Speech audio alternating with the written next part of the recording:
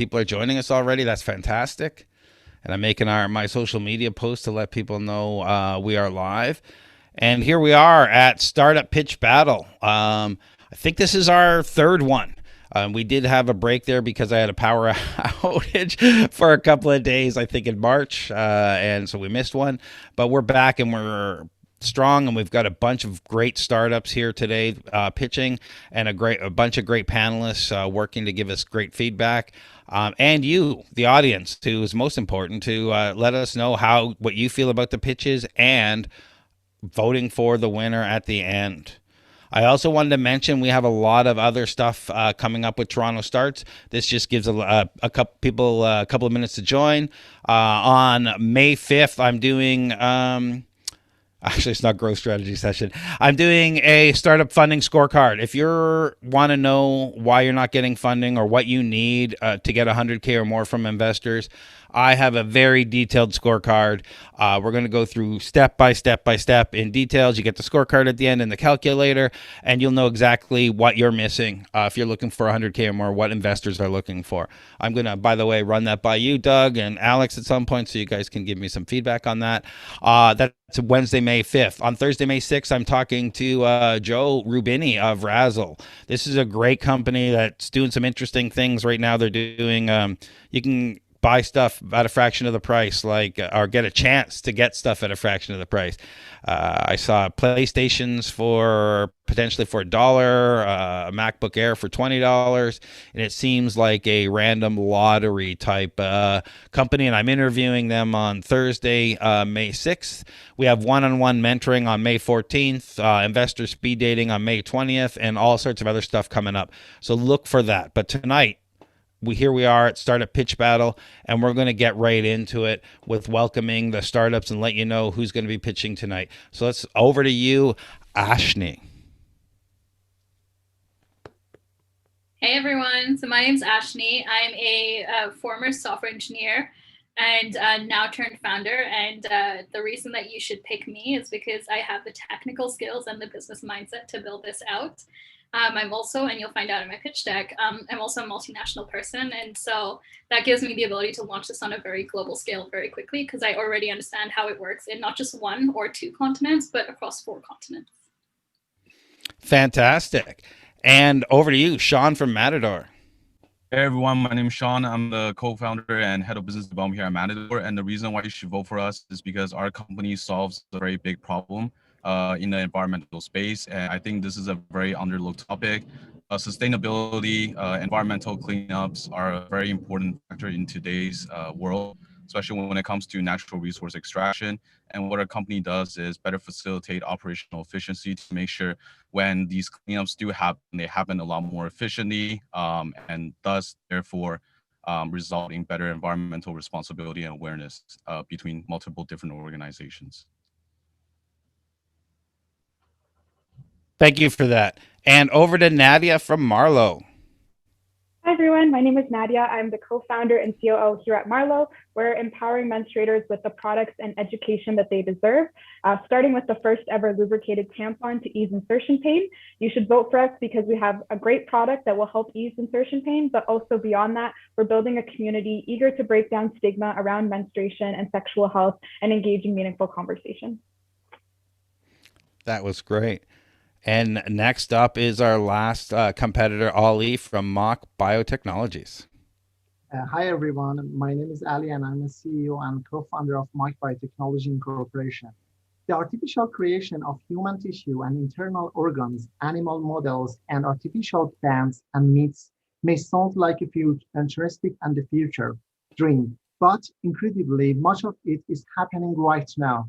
So let's save our planet by starting hybrid bioprinting with us, Moc Biotechnology.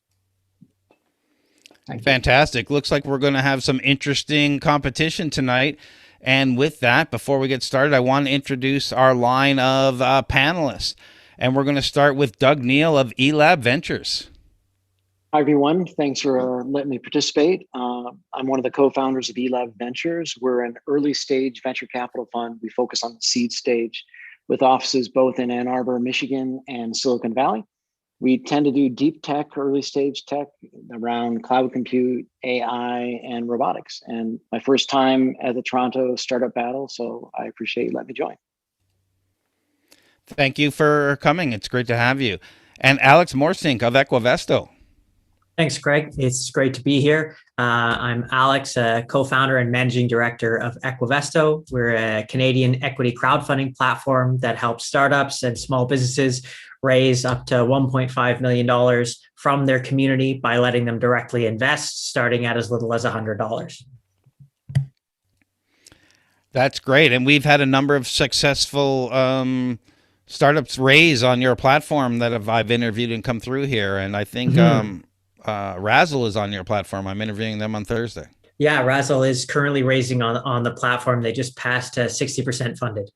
Fantastic. I love hearing these success stories of startups getting overfunded on your platform. Will Greenblatt of OutLoud Speaker School. Hi, thanks, Greg. Yeah, it's nice to be here. Thanks for having me back, and I'm really excited to see all these startups pitch and see what you guys got and get into it. It's always really exciting. So I'm the CEO and co-founder of OutLoud Speaker School, and we help entrepreneurs, founders, and executives tell powerful stories and develop a powerful pitch. So we work with entrepreneur groups and accelerators around the world, and we also help individual founders and their teams to improve their public speaking, communication skills, and storytelling through marketing. Will actually has a really fantastic class on Mondays every month, I think, which is really good. Tuesdays, but yes, but thanks for the plug. Yeah, no, it's so good. I really recommend it. So if you have an hour at lunch, you should join his class.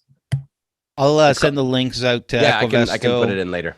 eLab Ventures and to OutLoud Speaker School to everyone who registered. So you'll get that tomorrow morning. But what you're here for is to learn really about these startups and hear their pitch and then vote for the winner. And are you ready for the first one?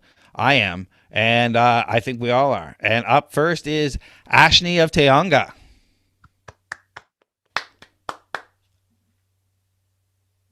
So while she's getting her presentation ready. I hope everyone can hear and see me and the presentation. All right. We can. Let me know when to go, Craig. Go ahead. All right. Hey, everyone. I'm presenting on Taonga, and I want you to take back control of your personal documents. So my name's Ashni, and I'm a software engineer that's worked at Square, Microsoft, and Amazon. I'm also a multinational citizen who has resident or citizenship status in Canada, Kenya, the UK, and India.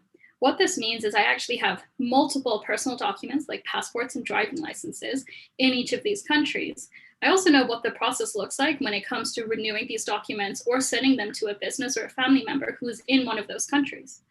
And what I found through my personal experience, but also talking to numerous other international folks, as well as just everyday folks who have documents, which is you, is there's really not many good ways to store and send your personal documents, because this creates major security and privacy risks. The two most common ways to send a document, for example, is using WhatsApp and email.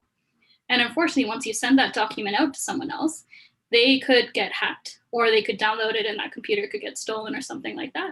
And once your information is out there, your identity is effectively lost or stolen.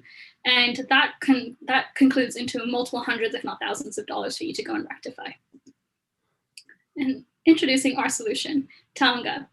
On the consumer side of things, we've got an end-to-end encrypted app that lets you upload your documents. And on the business side, you can actually access people's documents without having to store them. So let's dive into that a little more.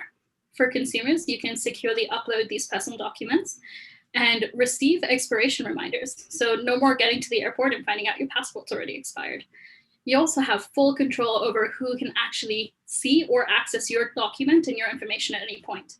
You can set access time limits and send out specific pieces of information instead of the entire document. You can also track who's looking at it at any point and revoke access as well. We're launching this with a freemium business model of 5 documents for free, and after that you pay $5 a month, which we find most people are pretty happy with. On the business side of things, we're offering a dashboard which businesses can use and then create API automations as well. This is hugely beneficial for them because it's a secure alternative to email.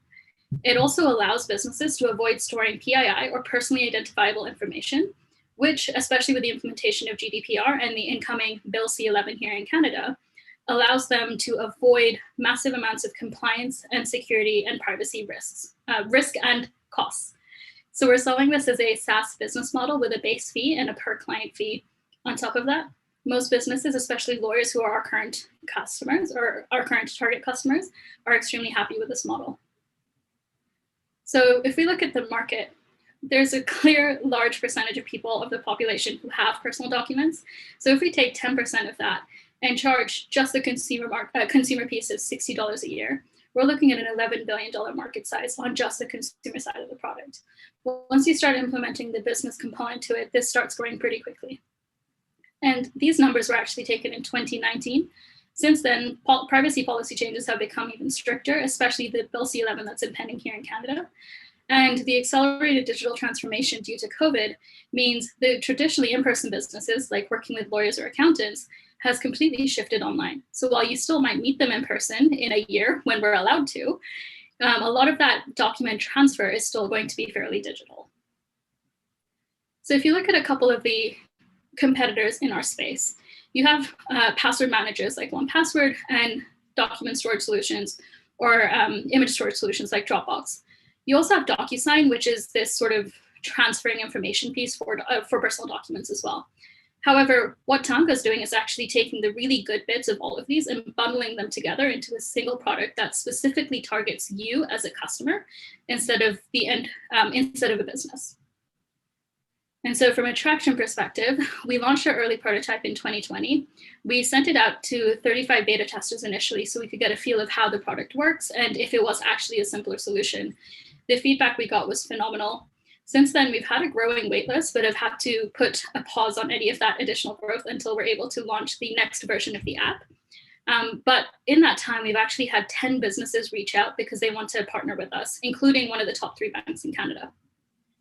And our goals are to currently focus on the immigration market. And as we build out the dashboard and API solutions, we can start offering it to multiple other markets as well, such as accountants and the mortgage space. So thank you for listening. I'm happy to answer any of your questions. And my ask is, if you have any introductions to businesses in the immigration space, I would love an introduction. Thank you. Vote for me. That was fantastic. And just under the wire, like 2 seconds remaining. Which panelist wants to jump in on this one first? I'm happy to jump in. Fantastic presentation. Thank you very much. I love the idea. I guess it's a question for everyone, but it's also mostly a question for me. Obviously, I run a financial services platform. You mentioned that at some point in the future, you're considering expanding to create APIs for financial services companies. From the perspective of a business that would be using the app, if, for example, I was using that to collect documents from clients, would clients also have to pay for an account to use it?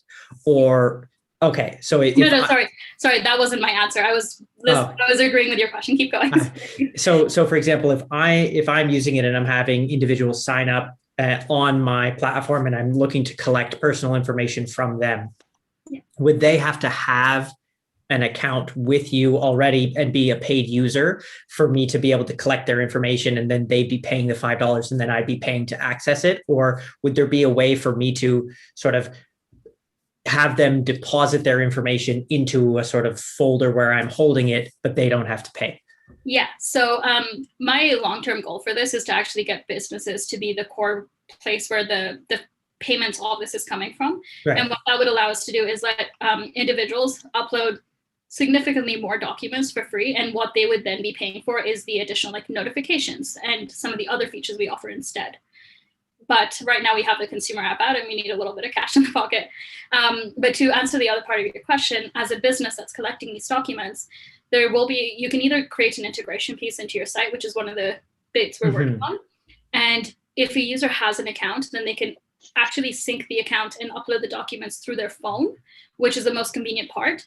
Or they can create what I call a ghost account, where it is in their name and the encryption still belongs to them, but they don't necessarily have to have the account on their phone at the time. So they can upload through a browser, for example. Fantastic. Thank you. No problem. Who's next? Yeah, sorry, Doug. Great job, Ashni. Really, really nice. Yeah, I thought your pitch was fantastic from both a delivery perspective and a content perspective. You did a really, really nice job laying it out. Great energy. Yeah, and fantastic story. I also, I thought the story could maybe have been flipped around a little bit more. And this speaks to a larger kind of question that I have. It seems to me as though the B2B kind of problem is a little more urgent, more expensive, and more painful than the problem would be for the consumers. Is it that you kind of, as you were sort of answering Alex's question, this came up, that right now you want to kind of frame it as a B2C offering because that's just where the technology is at? Is that the idea? That, and also if I was building up the B2B part, I still needed the B2C part to function. Right. And so we built up the B2C so we could launch that. And that's sort of been the initial pitch for the last like 4 to 6 months as we've been building it out. I see. But, yeah. But the plan over the next 6 months, and maybe I should make that a little bit more clear, is this is where we are. And in the next 6 months, we're actually focusing on the business piece. So we can, that is our future, and that is where we expect to go and grow. Yeah. I'm just thinking from an investor pitch standpoint, it might be useful kind of loading that big expensive problem right at the beginning rather than, because I personally didn't resonate a ton with that pain point, although I liked how you made it a personal story, and maybe, you know, for the market that I don't happen to be in, it's a really big pain point. But I think, yeah, for the businesses, they will be much more eager to spend the money. And then from the investors hearing about it, it's just a lot more attractive with that kind of front loaded as the main problem statement rather than the personal customers. But yeah, I thought it was a fantastic job. Thank you. And thanks for Ashni, great job, Ashni. Couple comments and a question. So first of all, I agree with Will. Great storytelling. I like the personal connection, your personal experience. It helps draw the audience in. I think the SOM, the service to table market, 10% felt a little arbitrary. I think you have a lot more data to say, look, patent attorneys is our first service to table market. There's a lot of need there. Go after that, much more defined. And then the question is, you launched the beta in 2020, 35 beta clients involved, and you're delaying to get the next version out. What did you learn the most during that beta phase? What was the most insightful thing to you about those 35 customers? Yeah, the honest reason as to like why we've been delayed is the majority of our developers are in India, and I'm sure you're aware of what's happening in India at the moment. So that's kind of what's delayed our development process. But a lot of the stuff that we've learned is people are actually really excited for the prototype that we had built out, but the prototype actually had fewer features. It didn't have a lot of the sharing capabilities at the time.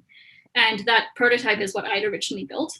And my experience is great with coding, but it's not so great with the security piece, which is why I wanted to hire developers to give us the ability to create a very secure app. Responding to one of the questions in the chat, it gave us the ability to create that really strong end-to-end encryption that's bank level, that's HIPAA compliant, and one other compliance, which I don't remember right now. And that's one of the big things that we learned from that is people are happy to use this as long as they really feel like it's secure. And we needed to make sure that that was baked into every part of the app. Great, congrats. Thank you, Doug.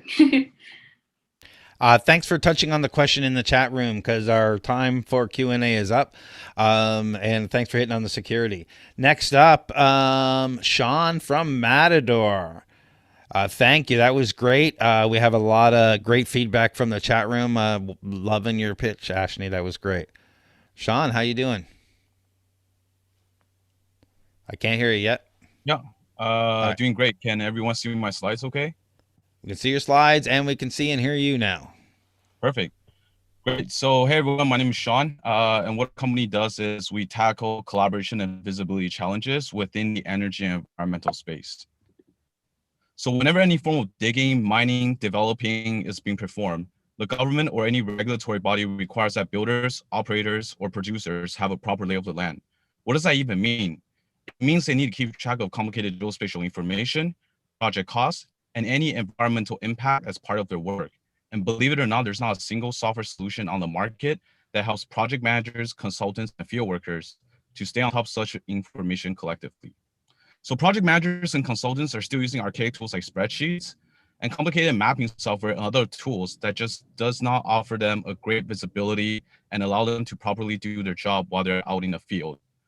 My co-founder, Vincent, being a former product manager at Dassault Systems, as well as a technical lead back at Google Earth, has seen firsthand the lack of collaboration and visibility have on consultants, and it's costing them billions of dollars year after year on costs overrun and liabilities alone. Introducing Matidor. Matidor solves this collaboration challenge by placing all key project information on one intuitive map-based platform with real-time updates. So with Matidor, multiple users can drill down to a specific location with user-friendly GIS tools and key data such as budget, task, and files, making it easy for non-technical user to be able to understand and share geospatial information and collaborate on project in real time. Our intuitive reporting provides peace of mind, with constant deadline reminders and critical project notification, ensuring that all parties involved stay on top of information that results in better and cleaner resource extraction. So the global market for environmental services is climbing year after year and expected to hit 44 billion by year 2022. Out of the 30 billion currently spent on field services, we have probably identified through our paid channel 225 million obtainable market targeting mid-sized environmental and engineering firms across North America. Compared to most mapping software on the market, we're very collaborative. Whereas data management tools like spreadsheet, projects, or Basecamp simply do not offer any visuals. Matidor is the only product that combines geospatial visualization on a map with intuitive project collaboration functionalities, as well as real-time updates that can be shared between multiple users. And what is our traction like? Our users love the intuitiveness of Matidor. We've seen over 90 minutes daily active use, accounting over 1,000 activities being performed, and we have seen an astounding 50 million worth of budget being tracked on our platform to date.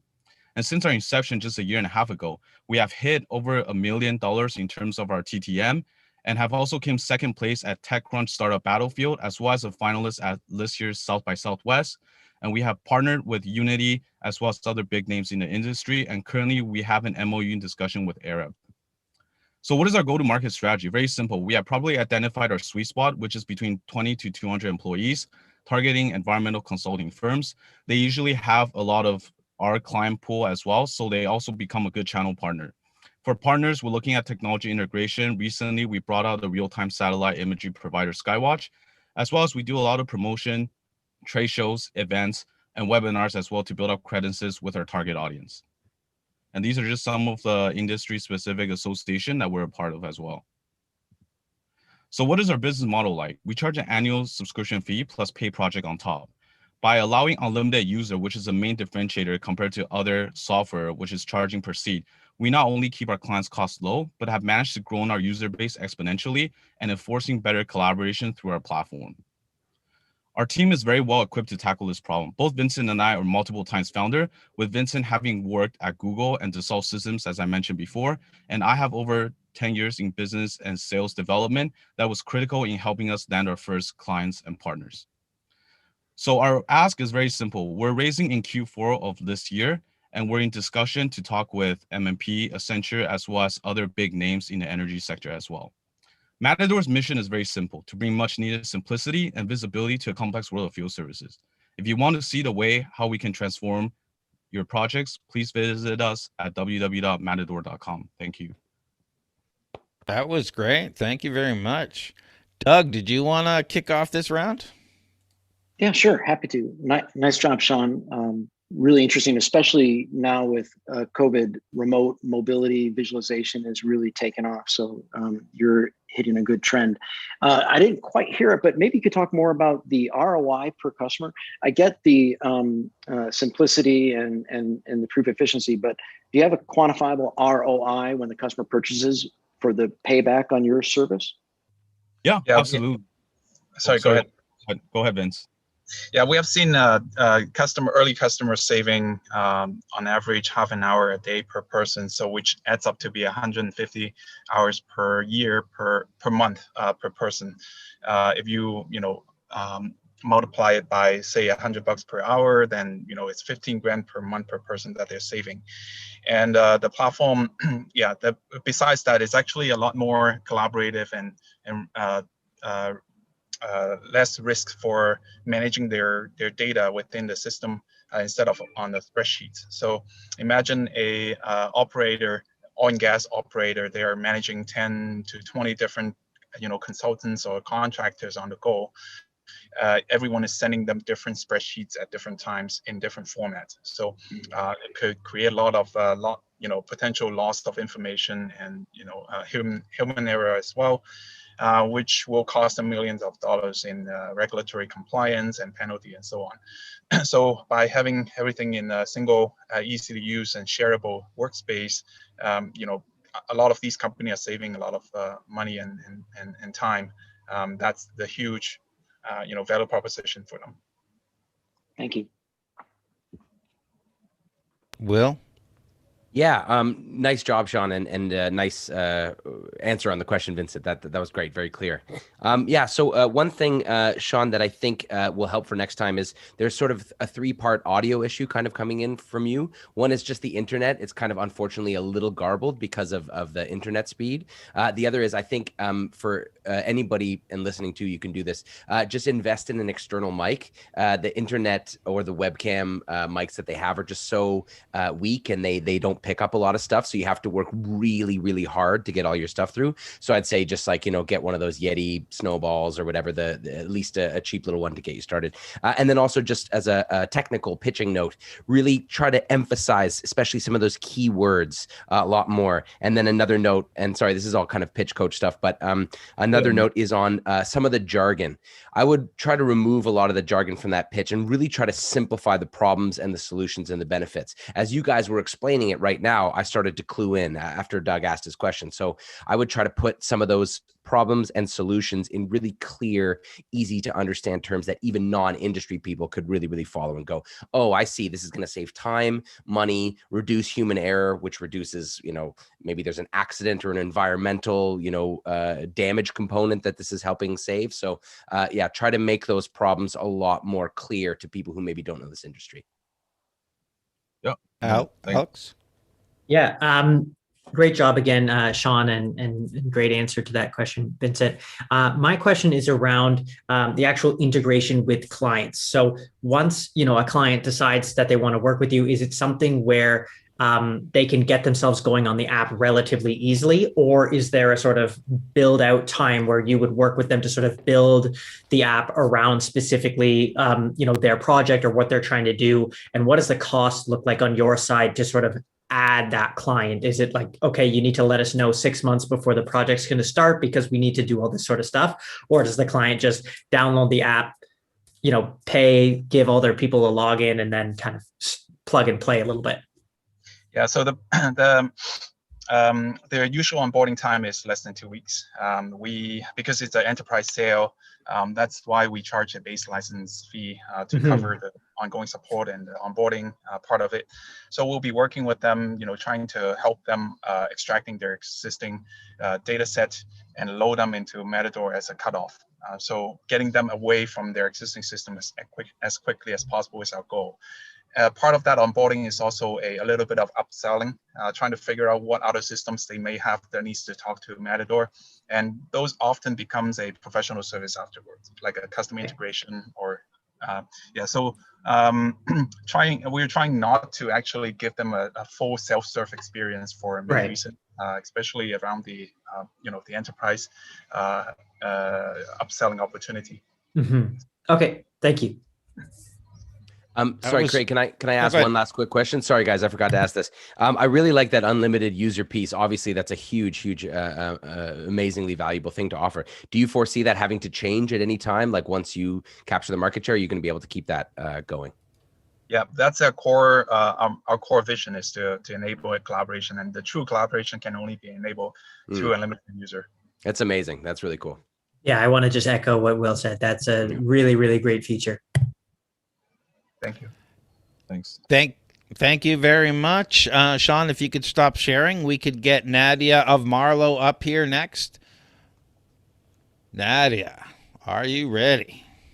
I'm ready. Can everyone see it okay? It looks good, and we can see you, so proceed. Awesome. Hi, everyone. My name is Nadia. I'm the co-founder and COO at Marlow, and we are empowering menstruators with the products and education that they deserve. It all started when one of my co-founders told me that she experienced immense pain when inserting a tampon.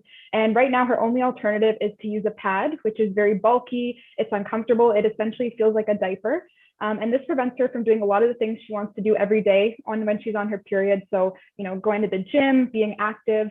And we interviewed hundreds of customers, and 86% of them actually also experienced insertion pain or discomfort, whether it be from general anxiety, maybe it was one of the first times they were using a tampon, from vaginal dryness, they could be approaching menopause, light flow due to birth control, or different medical conditions.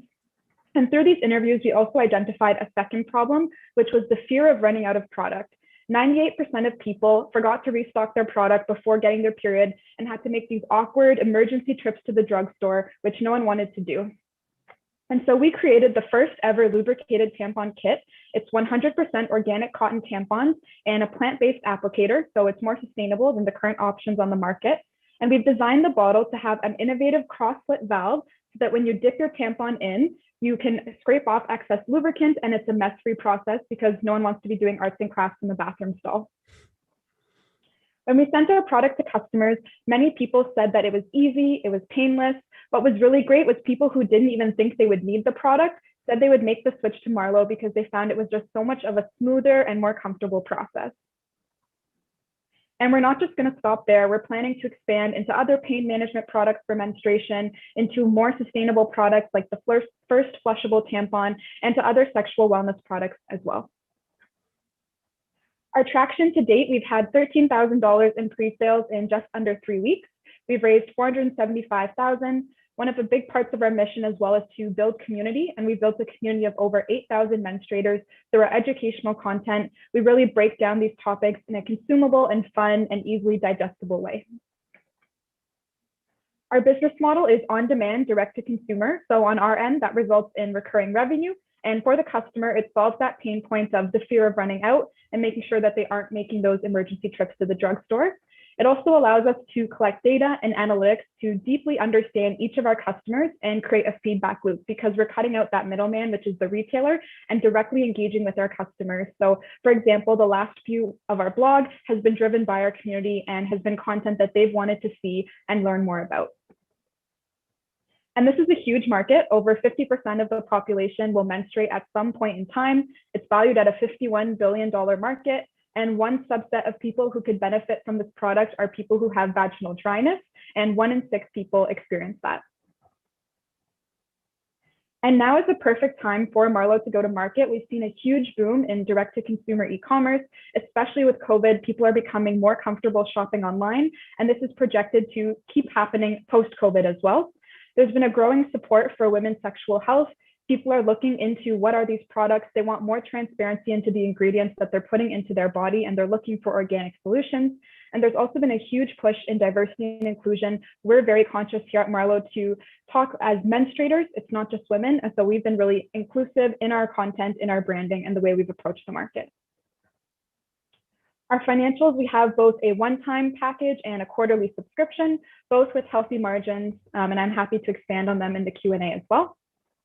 And lastly, our team, our strengths range from management consulting to branding to asset management, but truly the greatest part about our team is that we are our target market. We understand them inside and out, and that's been proven with the success and the growth of our community to date.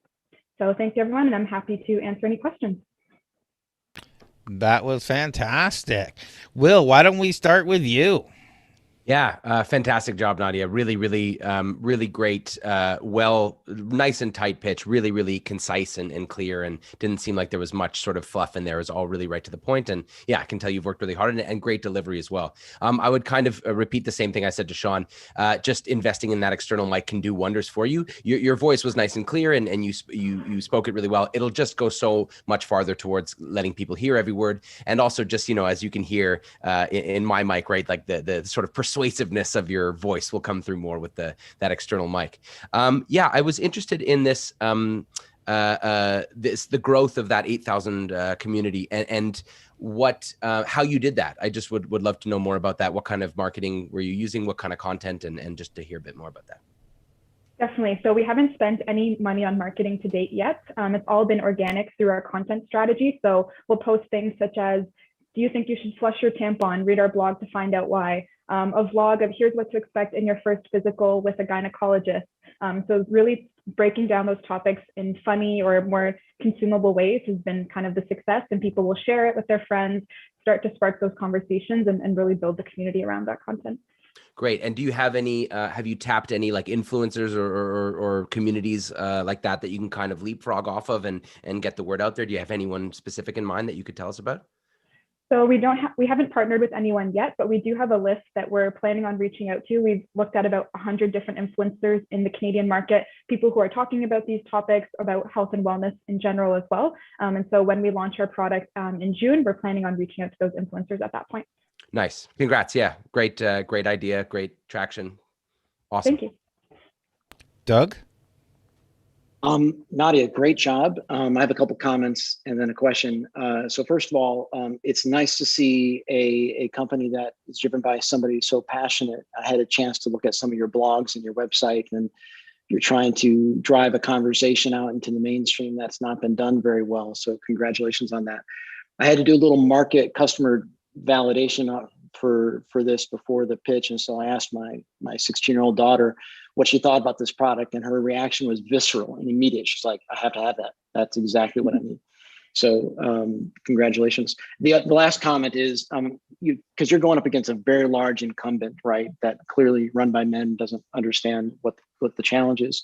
The Dollar Shave Club analogy feels like a really interesting fit if you're familiar with that story. Mm-hmm. You have an opportunity to really tie yourself to a market, given you're the demographic, right? And promote directly and build really a good amount of traction to disrupt the incumbent. So I would encourage you to look at creative alternative ways to leverage the passion you and your team have. The question is, I noticed you said this was a class 2 device in a couple articles. I didn't hear you talk about that in the pitch and the status on how you get certification as a class 2 device, if you could answer that question. Definitely. So yes, tampons are a class 2 medical device under both Health Canada and the FDA, which is a lower risk category. It's in the same class as rubber gloves or condoms.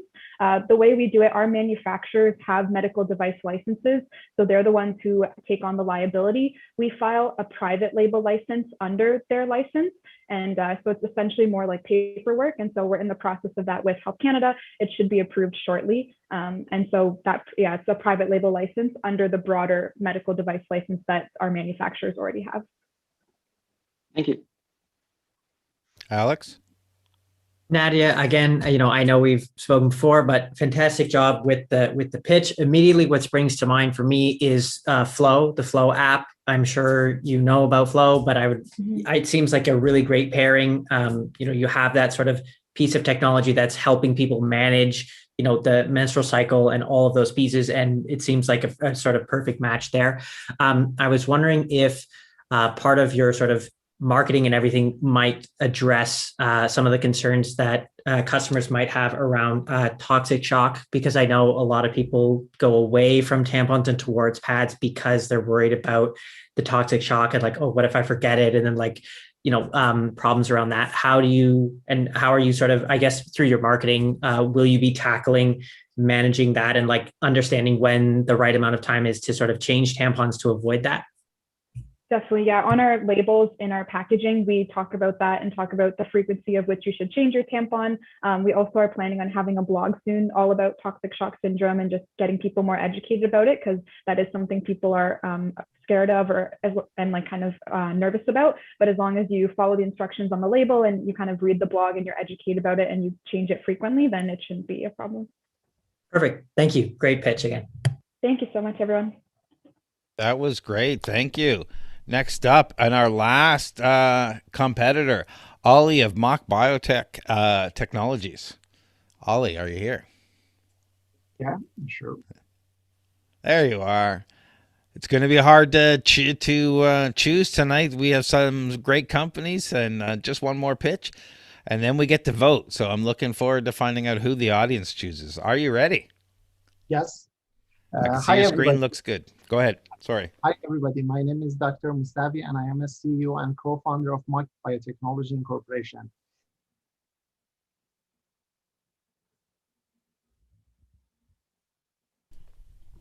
Let's say this product and my company in Halifax is my best product.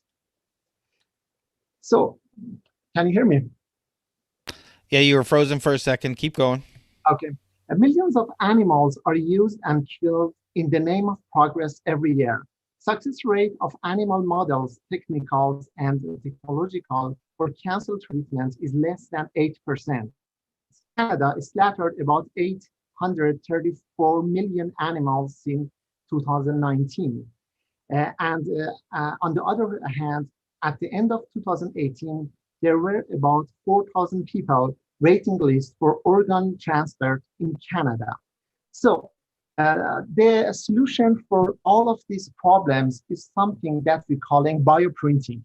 The bioprinting is something like 3D printing, but it's using by some cells like the stem cells to generate different kind of the organs or tissues. So this is a new generation of the 3D printings, and we patent a new device. We call it hybrid bioprinter that can use for different kinds of the purpose as a robotic purposes for tissue engineering.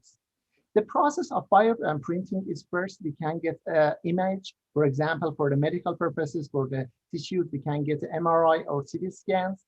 After that, we can select the material, we call them bioinks. This bioinks is some kind of a hydrogel that will be combined with the stem cells. And after that, we have the bioprinters that can print 3D print for tissues.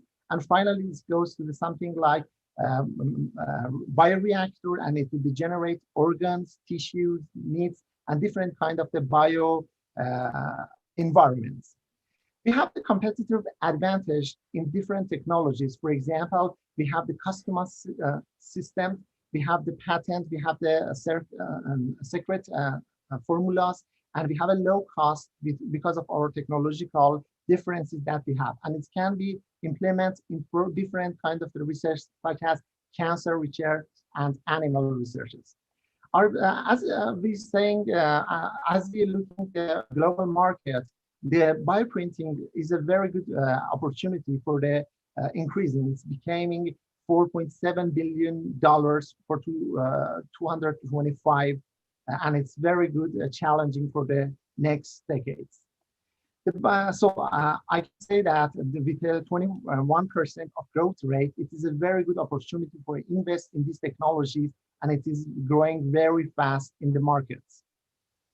We defined as stability, risk analysis, and we defined all of the weakness and the strength in the market. And I can say that or we have a very good opportunity because of our new patent and our hybrid bioprinting. Our hybrid bioprinting is one of the important things that I can say. It will be combined different kind like FDM. It will be combined the electrospinning. It will be combined the artificial intelligence for the segmentation of organs and different kind of the other things that it will be very technological features. I don't want to explain more here. So we have the competitive analysis, and we understand that our quality and our price and our technology is one of the important things that we can compare with other products. We get the financial projection about the gross profit about 77%, and with the total investment that we already needed is about 500K, and we already get about 200K from our early stage and angels.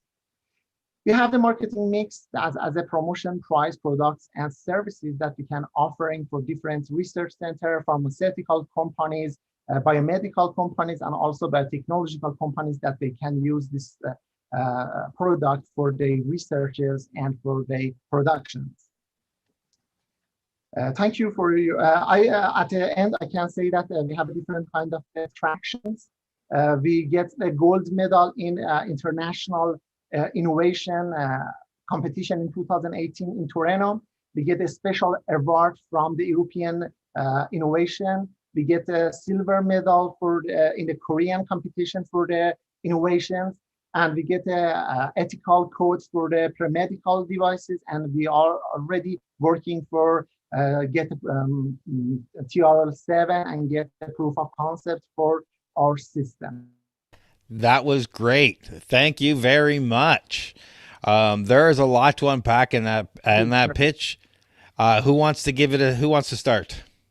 I'm happy to hop in. Happy to hop in first. Thank you, Ali. I'd say maybe attempt next time with a different style of pitch deck.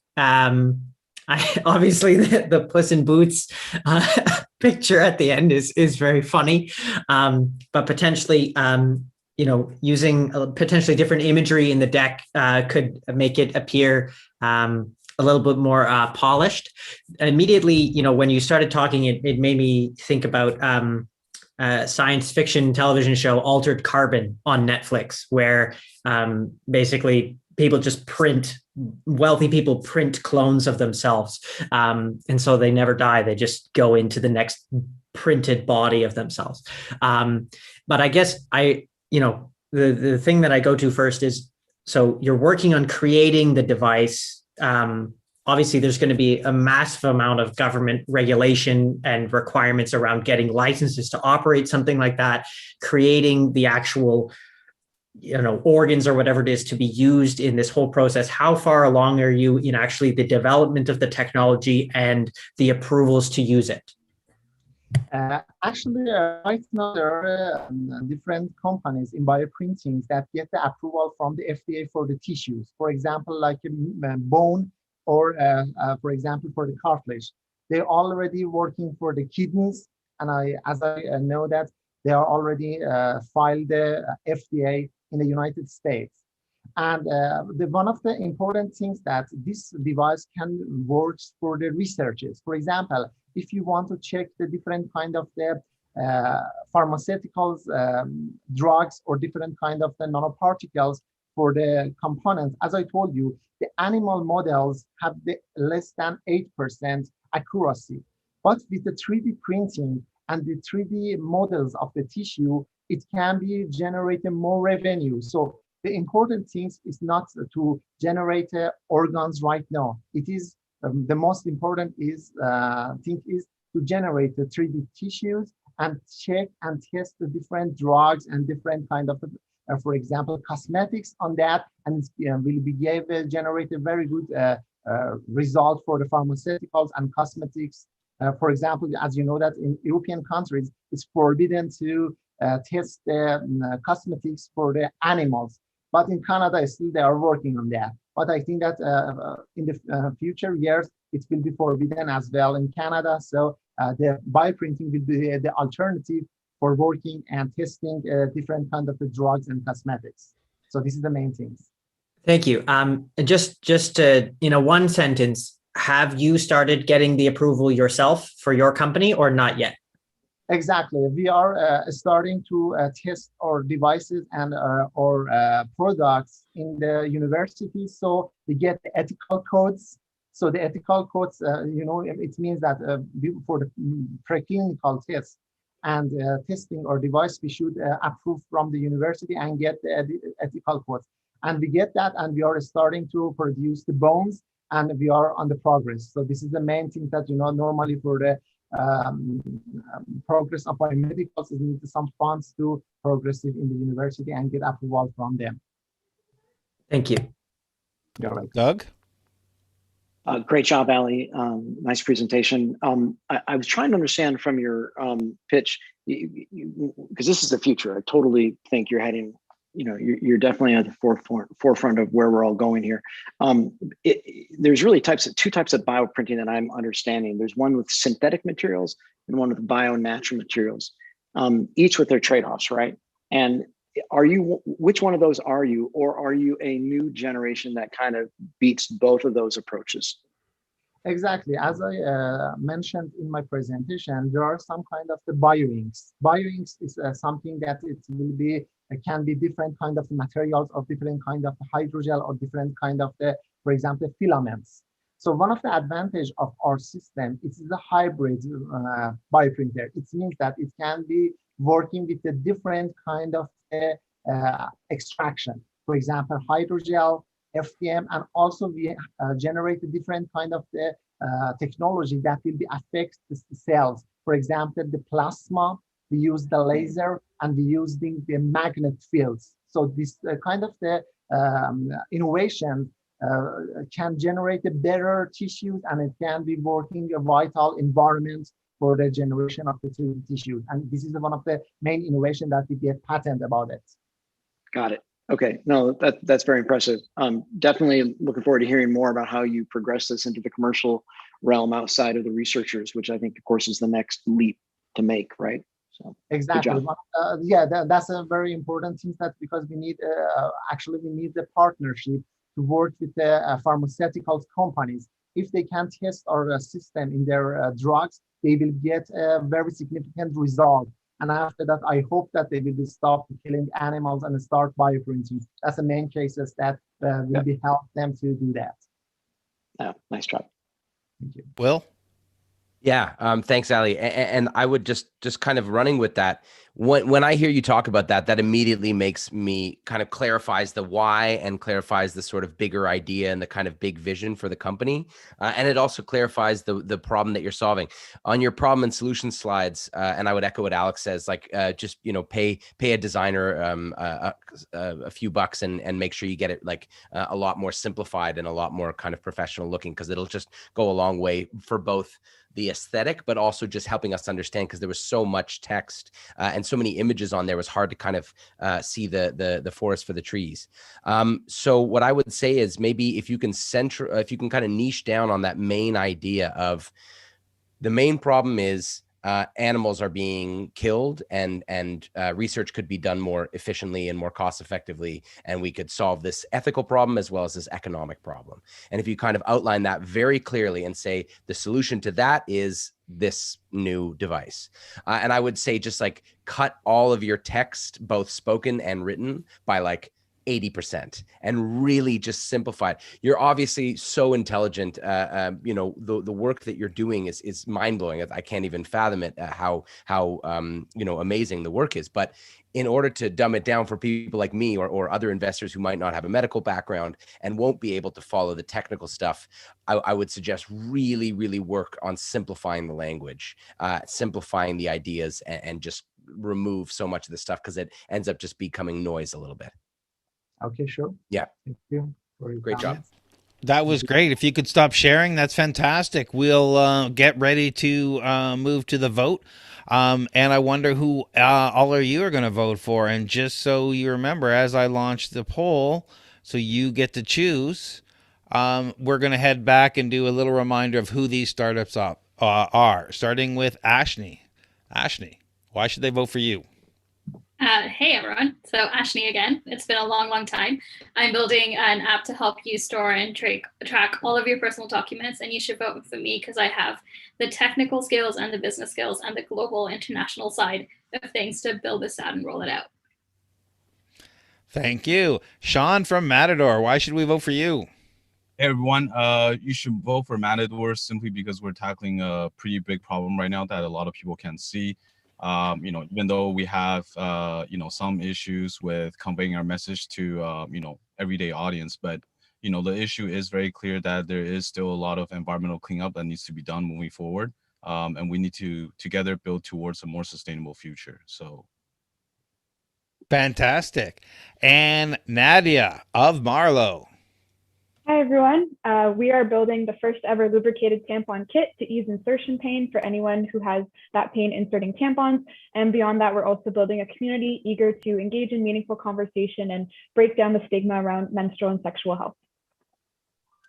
And one last time from Ollie, Moc Biotechnologies. Hi, everyone.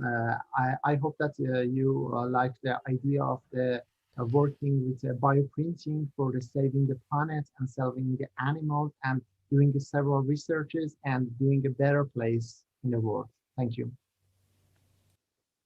So while we're waiting for the audience to finish their vote, let's, Doug, tell us a little bit one more time about how people can work with eLab Ventures, what it is you do, and if people want to find out more, where would they go? Sure. eLab Ventures, early stage seed venture capital firm located in Michigan and in Silicon Valley. You can find us at eLab VC, that's ELABVC.com. We like to invest early at that seed stage when the founders have a prototype and maybe a customer. They don't have to have a lot of revenue, but they're doing something difficult and hard to replicate, usually in the B2B space. And Will from OutLoud Speaker School. Yeah, you can email me at will@outloudnow.com, or you can find me on social media. LinkedIn and Instagram is where I kind of spend the most time and put the most content around public speaking, communication, and specifically for entrepreneurs. I write a lot about how to make your pitch better. And we also have a program called the Powerful Pitch Bootcamp, which is a 4-week course to really get some chance to practice, get some really good feedback, and meet other entrepreneurs and see how to improve your pitch. And I'm just going to post the link in the chat if anyone's interested in that. Fantastic. Thank you, Will and Alex from Equivesto. Yeah. So again, I'm Alex, managing director and co-founder of Equivesto. We help companies raise capital from their extended communities and the general public. If you're interested in investing in exciting startups like these, starting at only $100, or if you're interested in raising capital for your own startup, you can reach us at equivesto.com, EQUIVESTO.com, and we're all over all the social medias, Instagram, Twitter, Facebook, at Equivesto. This is the guy you want to talk to about all things startup finance. He's the best. Thanks, Will. And the results are in. And the winner of tonight's startup pitch battle is, sharing the results, it's Marlow with 80% of the votes. Woohoo! Good job. So sorry, 67%. It's too small. Good job, Marlow. Congratulations, Nadia. Thank you. And congratulations to all the other panelists as well. It was really exciting to hear about what everyone is building. So everyone, huge congratulations to all of you. Thank you, everyone, for being here tonight, and all the people who competed. I have some investor information I'll be sharing with you, some of my secret insider and my list of over 10,000 investors for those who competed as a reward. And if you ever needed connections, let me know. We're happy to connect you. Thank you, panelists. This was a great evening. Great pitches tonight, great competitors. And thank you, audience, for showing up and being part of it tonight. Thanks, everyone. We'll see you next time at Startup Pitch Battle. Thank you, guys.